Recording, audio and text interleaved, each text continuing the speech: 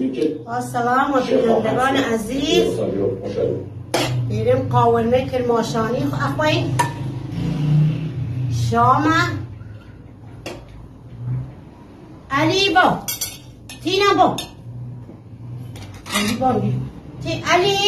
با شام بخور علی علی الان میاد علی با تینا با دانی شام بخور یو پیش قاورمه کرماشانی خور آقا نوشکیانت